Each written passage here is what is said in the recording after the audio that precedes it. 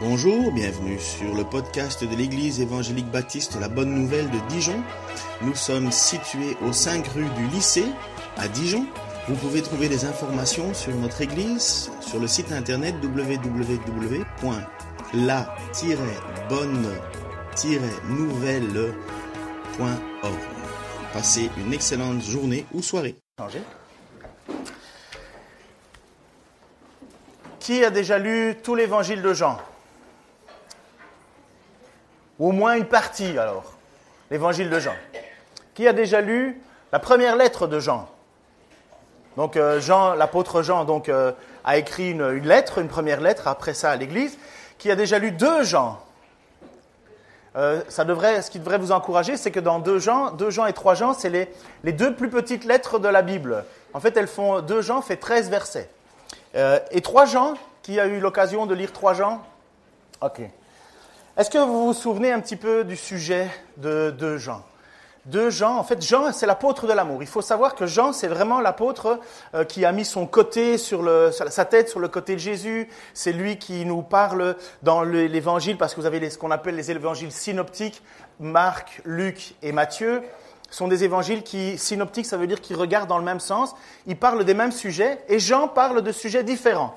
Et bien souvent, pas du tout que c'est des choses que les autres ont oubliées ou pas vues, mais Jean a une particularité de vouloir nous faire découvrir qui est Jésus, et il le dit clairement à la fin de son évangile. Tout ceci a été écrit afin que vous croyiez que Jésus-Christ est le Fils de Dieu et qu'en croyant, vous ayez la vie éternelle. Dans 2 Jean, donc comme je vous dis, qui est un petit livre, ça a été écrit dans les années 90-95, après Jésus-Christ. L'apôtre Jean est le dernier apôtre vivant. Ça, on le sait, tous les autres sont morts en martyrs. Jean, il a eu son lot. Je vous ai expliqué que Jean a été ébouillanté. On a voulu le faire mourir, mais il n'est pas mort. Et c'est lui qui est resté le plus longtemps. Il va écrire une lettre en disant « l'Ancien ». Il écrit à une certaine Kyria. Cette Kyria, alors des commentateurs se posent la question, est-ce que c'est une dame qui a une famille, ou bien est-ce que Kyria, c'est l'élu, la femme, comme l'Église ? Parce que vous savez que souvent on associe l'Église à un nom féminin, en disant l'Église c'est l'épouse de Christ. Vous savez que même le peuple de Dieu est souvent fille de Sion. Il y a toujours cette image, cette façon imagée de parler. Alors lorsque Jean écrit cette lettre, est-ce qu'il l'écrit à une femme qui a des enfants, ou est-ce qu'il l'écrit à une église dont les enfants sont les membres de l'église ? Alors les avis sont partagés. Personnellement, j'ai plus tendance de croire qu'il s'agit de l'église en général, mais ce serait pas un problème de compréhension de croire que c'est Jean qui écrira à une dame qu'il connaîtrait et qui s'appellerait Kyria. Cette lettre va montrer l'importance d'aimer en vérité. Parce que l'amour chrétien a des limites. Alors, dire ça, c'est bizarre.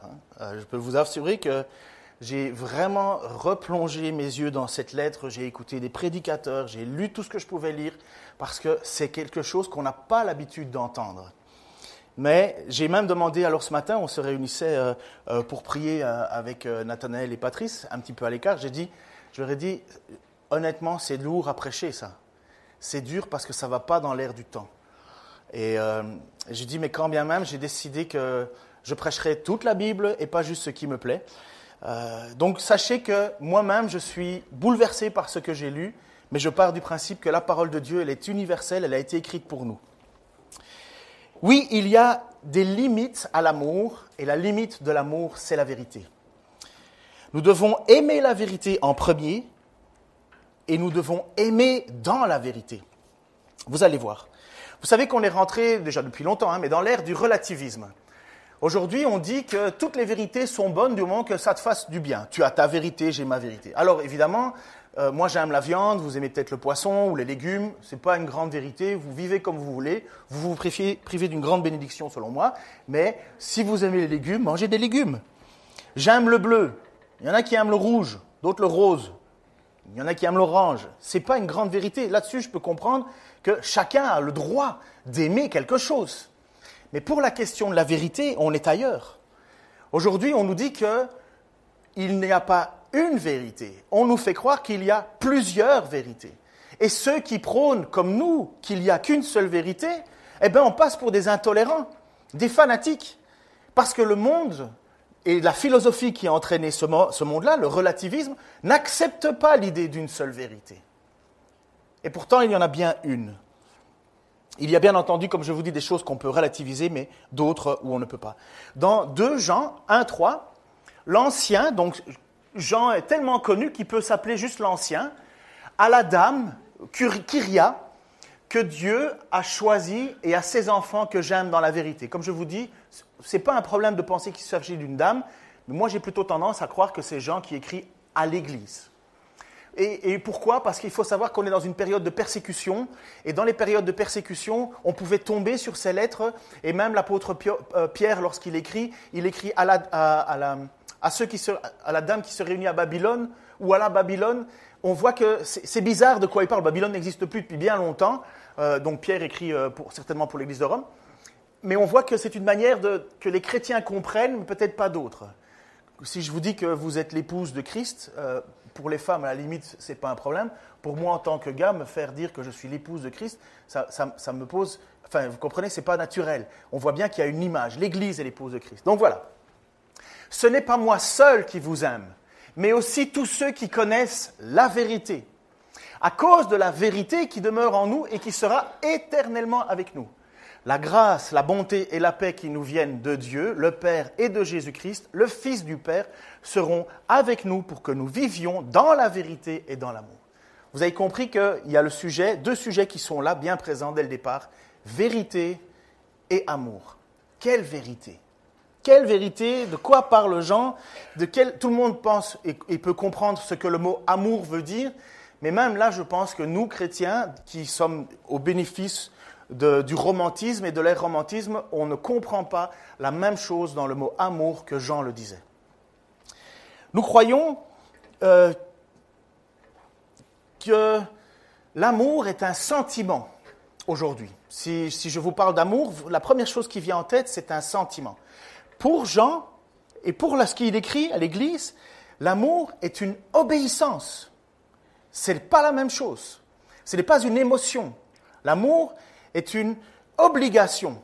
Nous sommes obligés de s'aimer les uns les autres. On est obligé d'aimer son ennemi. Vous comprenez que je n'ai pas beaucoup d'émotions pour mon ennemi, j'imagine pas vous plus. Mais je suis obligé de l'aimer. Mais au niveau émotion, c'est plutôt niveau 0. Ça ne m'empêche que je dois le faire. Et la vérité, de quelle vérité parle-t-on ? Une vérité tellement importante, puisque l'apôtre Jean l'a écrit en disant de bien faire attention. 2 Jean, c'est le sujet. 1 Jean, déjà, c'est le sujet. 3 Jean, c'est le sujet. Paul qui écrit plusieurs fois aux Galates et ainsi de suite, et je vais vous citer les passages, c'est le sujet. Il va y avoir Jude, pour ceux qui ont envie de lire Jude, c'est juste avant l'Apocalypse, vous allez voir que le sujet de la vérité, de nouveau là, nous voyons que les apôtres et tous ceux qui sont à la suite, à un certain moment, commencent à devoir défendre la vérité. Bien sûr, il y a le message de l'amour, mais à un certain moment, il y a la défense de la vérité. Chapitre 4, verset 4 et verset 5, « J'ai éprouvé une très grande joie à voir certains de tes enfants vivre selon la vérité, comme nous en avons reçu le commandement du Père. » Vous voyez le point ? Commander, obligation de vivre dans la vérité. À présent, chère dame, voici ce que je te demande. Ce n'est pas un commandement nouveau que je t'écris, c'est celui que nous avons reçu dès le commencement. Aimons-nous les uns les autres. Aimons-nous les uns les autres. Ce n'est pas une... Moi, je me souviens la première fois que j'avais entendu parler sur l'amour chrétien, j'étais fraîchement converti et celui qui prêchait, je ne l'aimais pas. Je ne l'aimais pas. Je trouvais qu'il était déjà pas beau. J'étais très immature. Je ne le trouvais pas beau, je trouvais qu'il ne parlait pas bien et puis je ne l'aimais pas. Il n'y avait rien à faire. C'était pas juste, mais c'était comme ça que je réagissais. Et alors, il me disait qu'il fallait aimer, obligation d'aimer. Et moi, honnêtement, je prenais ça personnel en disant « Tu veux que je t'aime, hein? C'est ça, hein, tu veux que je t'aime. Mais je ne t'aime pas. » Et moi, dans ma tête, c'était la lutte. Non, je ne peux pas l'aimer, je n'ai pas de sentiment. Parce que je mélangeais, en fait, obéissance et sentiment. Je ne voyais que ma vision de l'amour. Et il avait totalement raison. Qu'il soit beau, qu'il soit moche, qu'il parle bien, qu'il ne parle pas bien, je n'avais pas le choix en tant que chrétien que d'obéir au commandement, de l'aimer. Sauf que ma conception de l'amour m'opposait. J'avais l'impression de dire, mais je ne peux pas faire semblant d'aimer quelqu'un que je n'aime pas. Je ne peux pas inventer l'amour que je n'ai pas. c'est pas, justement, si c'est une émotion, c'est un problème. Parce qu'on ne fait pas semblant dans l'émotion. Sinon, on est dans l'hypocrisie. Mais si c'est une obéissance, alors là, ça devient différent. Et justement, Jean le rappelle, il dit, ce n'est pas un nouveau commandement que je te dis. Ça a toujours été depuis le début. Nous sommes obligés de nous aimer les uns les autres. Mais Jean aussi écrit en disant qu'il se réjouit de voir certains vivre dans la vérité. Apparemment, il ne cite pas tout le monde, mais il est quand même heureux de voir qu'il y a des gens qui vivent dans la vérité. Alors, comment on fait pour mettre amour et vérité ensemble ? John Stott, qui était un théologien et en même temps, je pense qu'il a été l'enseignant de la reine en Angleterre pendant tout un temps, dit ceci. L'amour chrétien appartient davantage à la sphère de l'action qu'à celle de l'émotion. Ce n'est pas une passion involontaire et incontrôlable, mais un service désintéressé entrepris par un choix délibéré. Ainsi donc, l'amour et la foi font tous deux l'objet d'un commandement. C'est difficile de vous obliger à m'aimer, n'est-ce pas ? Déjà, j'ai de la difficulté à demander à mes enfants, qu'ils le font, mais de m'aimer. Le matin, c'est un peu plus difficile. Vous voyez, avant le café, fais-moi un câlin. Oh, je veux peu de câlin. Vous connaissez l'histoire. Hein. Et si moi, j'ai le malheur de vouloir les attraper pour faire un câlin, parce que je déborde d'amour pour eux, c'est plus la même chose qu'à 5 ans, vous voyez ? Heureusement, il y a le mariage pour nous sauver et de retrouver ces moments d'intimité, mais des enfants, ça passe. Ce n'est pas personnel, hein, chérie. C'est juste, tout le monde vit ça. Mais vous voyez, c'est pas parce que je ne reçois pas ma dose de câlin en tant que père que je n'ai pas l'obligation d'aimer ma fille. Pas parce que forcément c'est ma fille, bien entendu que je veux l'aimer, mais parce que c'est une sœur en Christ aussi. Et parce que c'est mon prochain, je dois l'aimer. Je dois le faire. C'est un commandement. Il n'y a personne qui mérite de ne pas être aimé. Vous comprenez ça ? J'imagine. Mais est-ce que l'amour et la vérité vont ensemble ? Alors voilà 2 exemples que j'ai trouvés. Ce que nous appelons aujourd'hui, nous, amour. Est-ce toujours ce que la Bible appelle amour ? Lorsque 2 jeunes vivent ensemble sans être mariés, ils s'aiment. N'est-ce pas ? Ils s'aiment, ils veulent vivre ensemble. C'est l'amour. Est-ce que c'est l'amour du conjoint ou c'est l'amour qu'on a ensemble qui fonctionne ? Mais est-ce que c'est la vérité selon le cadre de Dieu ? L'amour est présent, le sentiment d'amour est là. Mais est-ce que le fait de vivre ensemble en dehors du mariage est une bonne chose ? Est-ce que c'est selon la vérité, selon ce que Dieu a dit ? Non. Vous voyez qu'il y a parfois des contradictions entre amour et vérité. Imaginons qu'il y ait un accident de voiture entre un gars qui a une super voiture, qui emboutit un jeune garçon tout freluquet qui, lui, a sa petite première voiture d'étudiant et qui l'a nettoyée comme il peut et compagnie, mais la voiture est explosée. Et le gars qui sort de la voiture qui a commis l'accident, avec l'accident de sa grosse voiture, non seulement il est hautain, il est nerveux, il est impoli, en plus il n'a rien pour vous, imaginons, il est blindé d'or, enfin vous voyez que l'exagération, l'opulence exagérée. Et puis vous voyez le petit garçon là qui sort de sa voiture tout explosé et vous voyez que le gars il pleure, il est tout en tristesse et vous êtes témoin de la scène. Votre amour il va pour qui ? Votre amour il va pour le petit gars parce que vous avez de la compassion, de la pitié, il y a quelque chose qui en vous est une émotion de dire mais lui il peut se payer toutes les voitures qu'il veut, lui c'est certainement sa seule auto. Oui mais si le jeune avait brûlé le feu rouge, on est tenu de dire la vérité. On est tenu de dire la vérité, comme dans les 10 commandements, il est dit « Tu ne porteras pas de faux témoignages contre ton prochain ». Nous ne pouvons pas, nous avons une dualité entre la vérité et notre amour, vous comprenez ? Il y a un moment où c'est la vérité qui doit être au-dessus. Eh bien, c'est tout le sujet de la 2e lettre de Jean. L'amour nous pousse à nous aimer, à nous entraider, à nous faire du bien, à être accueillant, hospitalier. Vous savez toutes ces choses de l'amour. Vous imaginez un monde parfait où il n'y aurait que l'amour. Vous savez, il y a comme les gens qui disent « J'aimerais bien vivre en théorie parce qu'en théorie, tout le monde s'aime. J'aimerais bien vivre dans ce pays-là. » Et on sait et on imagine ce que c'est qu'un monde où l'amour est présent, où l'amour est là. Mais l'amour a une limite. Et ça, je l'ai redécouvert encore en lisant cette 2e lettre, ces 13 versets de cette 2e lettre de Jean. Et voici en quoi consiste l'amour, c'est que nous vivons selon les commandements de Dieu. C'est quoi l'amour ? c'est vivre selon les commandements de Dieu. Tel est le commandement selon lequel nous devons vivre.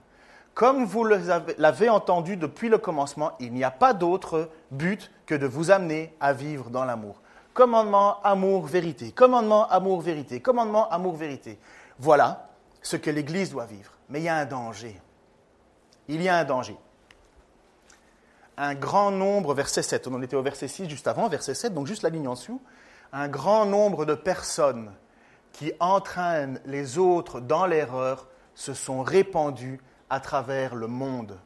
Ils ne reconnaissent pas que Jésus-Christ est devenu véritablement un homme. Celui qui parle ainsi est trompeur, c'est l'antichrist ou l'antéchrist. Certains passages vont avoir antéchrist, qui voudrait dire avant la venue de Jésus. Le mieux, c'est antichrist, ce sont des gens qui sont contre Christ. Prenez donc garde à vous-même pour que vous ne perdiez pas le fruit de nos efforts, mais que vous receviez une pleine récompense. L'Église aime.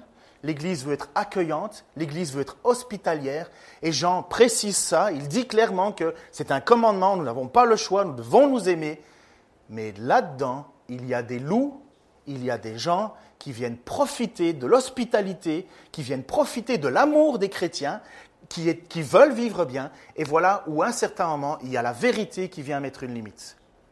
Vous allez voir, ça c'est le côté cool de la lettre. Un grand nombre de personnes entraînent les autres dans l'erreur, se sont répandus. Rien de nouveau. Ça a été comme ça depuis le début. Jésus a dit, attention, il y aura des loups ravisseurs qui viendront au milieu de vous. Il y a des gens qui produiront et feront des prodiges en mon nom. Ne les suivez pas. Jésus avait prévenu ça. L'apôtre Paul a écrit sans arrêt là-dessus. Écoutez les textes qui se trouvent dans Romains chapitre 10, versets 16-17. Tous n'ont pas obéi à la bonne nouvelle. Aussi, Ésaïe dit-il, « Seigneur, qui a cru notre prédication ?» Ainsi, la foi vient de ce que l'on entend, et ce qu'on entend vient de la parole de Dieu. La vérité, c'est la parole de Dieu. Si on vous enseigne, et honnêtement, écoutez, j'ai écouté un prédicateur, qui connaît Mike Evans? Vous avez déjà entendu parler de ce prédicateur Mike Evans? C'était l'ancien directeur de l'Institut biblique de Genève. J'ai écouté une de ses prédications. Honnêtement, j'aurais pas voulu être à votre place. J'écoutais cette prédication qu'il enseignait et il était en train de dire que les chrétiens étaient bien souvent, malheureusement, je reprends les mots, des incultes bibliques. Il a demandé à la salle qui a lu sa Bible récemment. Et il a dit, dans ces mots, « Je suis tellement habile que je pourrais vous faire croire n'importe quoi et vous ne pourriez pas le vérifier parce que vous ne connaissez pas la Bible. Je pourrais vous faire des messages, mais vous ne connaissez pas vous ne pourriez même pas croire que ce que je dis est faux parce que vous ne sondez pas les Écritures, parce que vous avez pris une partie, mais vous n'avez pas compris que la foi et vivre dans la vérité, c'est un combat. Il faut continuer, il faut persévérer. Alors c'était assez rude, j'en ai pris pour mes oreilles, mais ça m'a fait comprendre l'importance de ce qu'est la vérité. Vous allez voir que c'est important. Dans Galates, chapitre 1, Paul qui écrit à une église en Galatie, Paul commence comme ceci, et ceux qui ont fait le cours avec moi sur Galates, ils vont s'en souvenir. L'apôtre Paul écrit « Je m'étonne que vous vous détourniez si promptement de celui qui vous a appelé par la grâce de Christ pour passer à un autre évangile. » Quand Paul dit ça, il parle de lui. Il dit « Je m'étonne que vous écoutiez quelqu'un d'autre que moi qui vous annonce l'évangile. » Non pas qu'il y ait un autre évangile, mais il y a des gens qui vous troublent et qui veulent renverser l'évangile de Christ.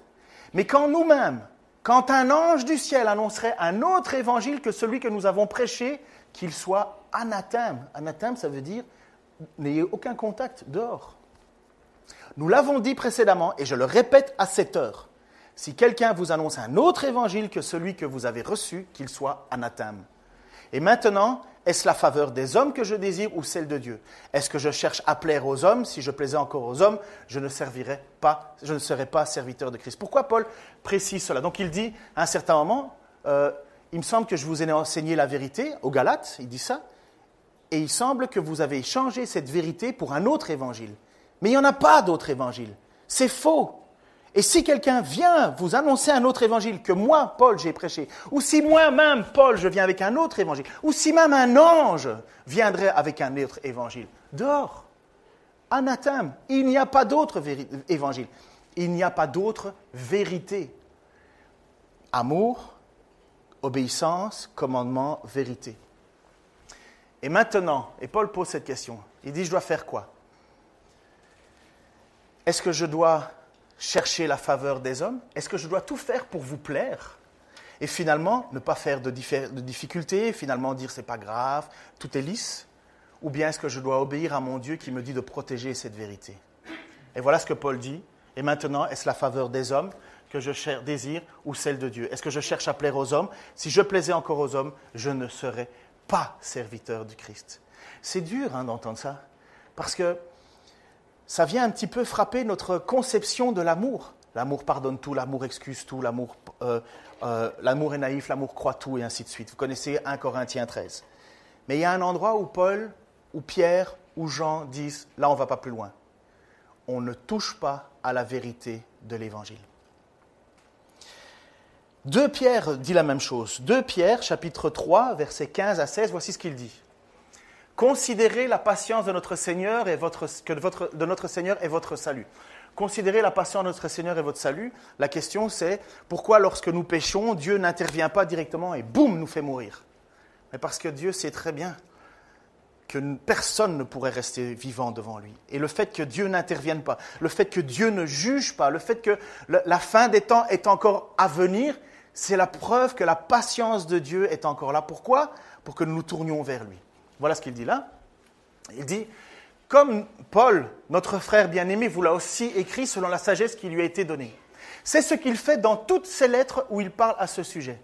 Et voilà une des réalités dans lesquelles nous sommes encore aujourd'hui. Il s'y trouve des passages difficiles à comprendre, dont des gens ignorants et mal affermis tordent le sens, comme ils le font avec les autres Écritures pour leur propre perdition. L'apôtre Paul, en écrivant Pierre en écrivant, il dit, c'est vrai que l'apôtre Paul écrit des choses difficiles, dont on pourrait utiliser ce qu'il dit pour tordre le sens de la vérité. Et il dit, il y a des gens qui sont mal affermis, ça veut dire des gens qui enseignent sans connaissance. L'apôtre Jacques va dire, ne soyez pas tous nombreux à vouloir enseigner parce qu'on va rendre doublement compte de ce que l'on dit. Et voilà ce qu'il dit. Pierre, il dit, il y a des gens qui sont mal affermis. Ça veut dire, ils ne savent pas de quoi ils parlent. Et il y en a d'autres qui vont jusqu'à tordre le sens, volontairement. Et là aussi, Pierre dit, attention, depuis le début, ces gens ont déjà la condamnation sur eux. Alors, tout ça pourquoi? Parce que le verset qui va suivre est un verset qui est difficile à comprendre dans le sens de mettre hospitalité, amour, grâce, commandement et vérité. 2 Jean 9, 11. Celui qui ne reste pas attaché à l'enseignement qui concerne le Christ, mais s'en écarte, n'a pas de communion avec Jésus, n'a pas de communion avec Dieu. Celui qui reste attaché à cet enseignement est uni au Père comme au Fils. Si quelqu'un vient vous trouver et ne vous apporte pas cet enseignement, ne l'accueillez pas dans votre maison, ne lui adressez aucune salutation fraternelle. Celui qui lui souhaiterait la bienvenue se rendrait complice de ses œuvres mauvaises. Ça donne un peu le tournis.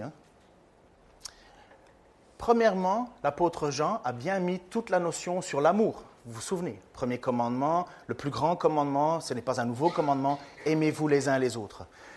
La vérité, s'aimer dans la vérité. Mais il y a un moment où il dit, Jean, et on est au verset 9, il dit, celui qui ne reste pas attaché à ce qui a été, à l'enseignement qui concerne le Christ, mais s'en écarte, n'a pas de communion avec Dieu.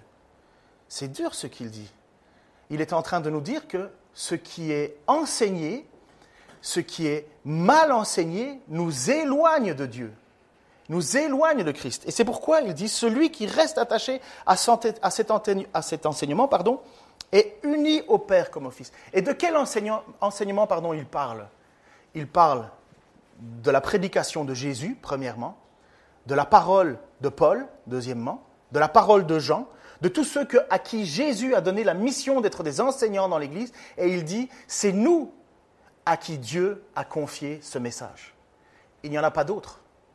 Il n'y en a pas d'autre. À l'époque, parce qu'on parle de qui ici? À l'époque, il y avait des gens qui disaient que Jésus n'était pas venu, c'est le début du mouvement gnosticisme, gnos ça veut dire connaissance.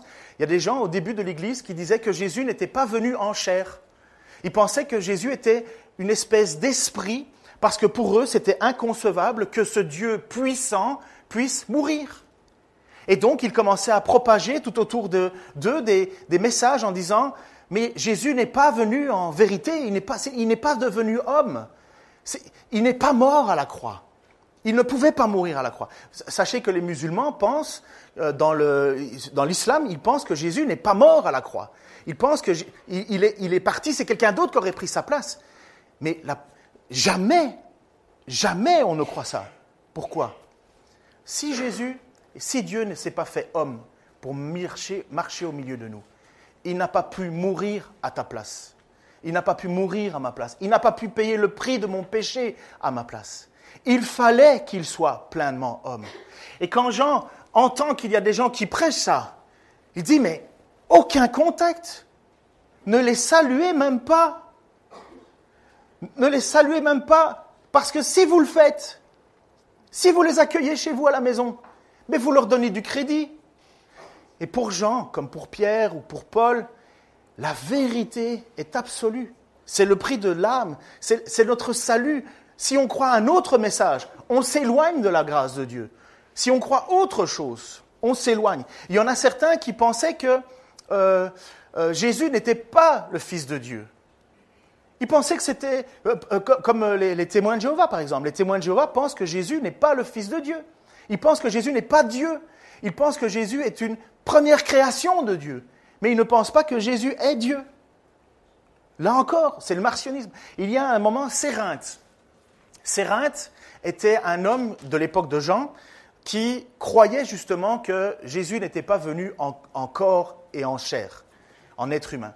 Et il y a un texte qui nous dit, une histoire qui nous rappelle, qui nous fait qu'à un moment, Jean était dans les bains thermales, les spas aujourd'hui, les baignoires de l'époque, et que Cérinthe serait rentré dans le bain thermal, et à ce moment-là, Jean s'est encouru en disant « Il ne faut pas que je reste là, de peur que nous ne mourions. Qui sait, peut-être que Dieu fera tomber sur lui le bain public. » Jean avait la pétoche, il ne voulait pas rester avec lui parce qu'il savait que le message qu'il prononçait était contre Dieu. Et voilà pourquoi Jean dit qu'à un certain moment, si on accueille ces gens-là, on est en train de donner du crédit à quelque chose qui n'est pas la vérité. C'est dur, hein ? Parce qu'on veut être hospitalier, on veut aimer, on veut accueillir, mais voilà, il y a une limite. Alors attention, il faut bien faire une différence. On parle de choses qui ont attrait à Jésus-Christ et au message de l'Évangile. On a tous des avis certainement différents sur bien des points dans la Bible. Je ne vais pas commencer, on n'est pas là pour commencer à se jeter l'anathème l'un l'autre. « Ah, tu crois ci, tu crois ça, je ne veux plus te parler, ceci, cela. » Non, on parle d'enseignants. On parle d'enseignants. S'il vient des gens qui veulent pour enseigner, tu ne les accueilles pas, tu ne leur donnes aucun crédit, tu ne peux même pas les saluer, tu te rendrais complice. Des enseignants, des gens qui pensent avoir l'autorité de pouvoir dire quelque chose, mais ils ne l'ont pas et le message est faux. Quelqu'un qui arrive dans l'église qui ne connaît pas Dieu, bien sûr, il croit toutes sortes de choses. Et même nous sommes bien immatures dans notre façon de comprendre.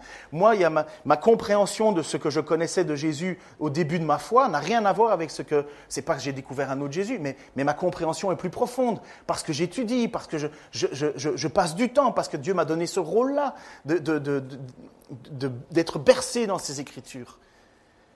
Mais aujourd'hui, ce que je sais, c'est qu'il y a des choses que je peux me lever et réfuter. Avant, je pensais qu'il fallait tout accepter. Mais non. Non, il y a des moments où il faut être garant de cette vérité. C'est ça qui est troublant. Et ce n'est pas un manque d'amour. Ce n'est absolument pas un manque d'amour. C'est justement de l'amour. L'amour de la vérité en premier. L'amour de l'Église en deuxième. L'amour des frères et des sœurs. N'oubliez pas que c'est Jean qui écrit à son Église. Parce que certainement, son Église a accueilli des gens. Certainement, elle l'a fait. Certainement, elle a voulu montrer de l'amour et de la grâce. Certainement, elle l'a fait. Et Jean a dit, non, là, vous allez trop loin. Là, vous allez trop loin. Là, vous allez beaucoup trop loin. Beaucoup de pauses... Bon, il faut que je termine parce qu'on dépasse le temps. Et puis je pense que c'est une bonne tartine, ce morceau-là aujourd'hui. Jean va dire à un certain moment qu'il aimerait bien continuer à parler. Donc c'est au verset 12 et 13. « J'aurai encore bien des choses à vous dire, mais je ne veux pas vous les communiquer avec du papier et de l'encre. J'espère pouvoir me rendre chez vous et m'entretenir avec vous de vive voix. Alors notre joie sera entière. Les enfants de ta sœur que Dieu a choisis t'adressent leurs salutations. » Il y a des moments où, vous savez, on est à l'heure d'Internet, on est à l'heure des messages qu'on s'envoie et on s'envoie plein de choses. Mais le discours face à face est irremplaçable. Je peux écrire des lettres avec des super bonnes intentions, mais le problème, c'est qu'on ne voit pas mon visage, on ne voit pas mes traits de visage, on n'entend pas la douceur avec laquelle je veux dire la chose. Et un papier, c'est sec. Et Jean, il sait très bien que le sujet qu'il a abordé est un sujet très compliqué. Mais il fallait qu'on l'aborde, il fallait être abordé ce sujet-là. Il fallait écrire à cette église qui croyait bien faire, mais sans le savoir était en train de faire l'inverse de ce qui était. Elle était en train de saper l'autorité de la vérité. Mais il dit, Jean, je vais venir vous voir. Parce que Jean, il est bien conscient que c'est lourd. Il est bien conscient que c'est perturbant une chose comme ça. Et il faut du vis-à-vis. Il faut que les gens comprennent que Jean n'est pas un tyran, mais que c'est un homme qui aime vraiment son Église, qui aime vraiment la vérité et qui aime vraiment Dieu. Il n'est pas là pour être despote, il est là parce qu'il l'aime. Et à un moment, les lettres, ça ne suffit plus, il faut du face-à-face. Et voilà pourquoi il dit, je ne veux pas vous les communiquer avec du papier et de l'encre.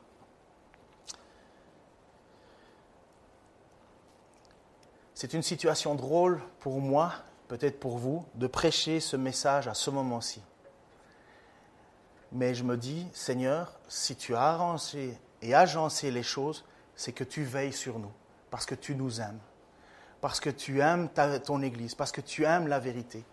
Vous savez aujourd'hui qui on accueille dans nos maisons? Internet. Qui on accueille dans ce que l'on étudie ou de ce qui nous communique des vérités sur Dieu? Internet. C'est bien, moi je ne suis pas contre Internet, il y a des très très bonnes choses. Mais il y a plein de poisons là-dedans aussi. Alors je peux que vous encourager à une chose, plongez vos regards dans l'Écriture, sondez-les. Faites comme les Juifs de Bérée qui constamment étaient en train de regarder si ce qu'on leur enseignait était vrai, afin de ne pas faire en sorte que tous les efforts de l'apôtre Jean ne servent à rien. Seigneur, tu nous aimes d'un amour qui nous dépasse. Seigneur, tu as une grâce envers nous. Combien de fois, Seigneur, j'ai dit des choses à ton sujet sans le savoir. Je pensais, Seigneur, faire bien. Et Seigneur, tu m'as repris, Seigneur. Tu m'as repris par ta parole, tu m'as repris par des frères, des sœurs, par l'enseignement. Tu m'as ramené à toi, Seigneur, et je sais que ton amour est encore pour nous. Seigneur, nous t'aimons vraiment, nous t'aimons sincèrement. Et Seigneur, nous aimons ta vérité, nous aimons ta parole. Seigneur, apprends-nous, Seigneur, dans ce monde dans lequel on est, à pouvoir discerner ce qui vient vraiment de toi et ce qui ne vient pas de toi. Seigneur, nous n'avons aucun doute de la bonne volonté de beaucoup, Seigneur. Nous n'avons aucun doute que nous voulons et nous recherchons le meilleur. Et je te prie, Seigneur, que les Bibles qui sont chez nous ne restent pas fermées. Que ce ne soit pas nos émissions télé, nos séries télévisées, Seigneur, qui nous enseignent la vie, mais que ce soit ta parole qui nous enseigne la vraie vie. Tu nous as laissé ce privilège d'avoir cette parole autour de nous, Seigneur. Nous pouvons la consulter à tout moment, Seigneur. Et aujourd'hui, Seigneur, on la lit de moins en moins.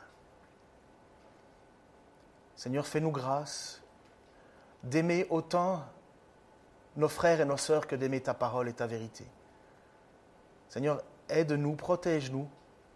Habille-nous, Seigneur, de cet habit, Seigneur, du soldat, comme tu as dit, le casque du salut, le bouclier de la foi, l'épée de la parole. Seigneur, nous avons besoin de toutes ces choses pour vivre dans ce monde. Tu nous as prévenu qu'il y aurait des loups déguisés en anges de lumière qui chercheraient à nous dévorer d'une manière ou d'une autre. Seigneur, garde-nous. Nous sommes ton Église et nous voulons t'obéir. Au nom de Jésus-Christ. Amen.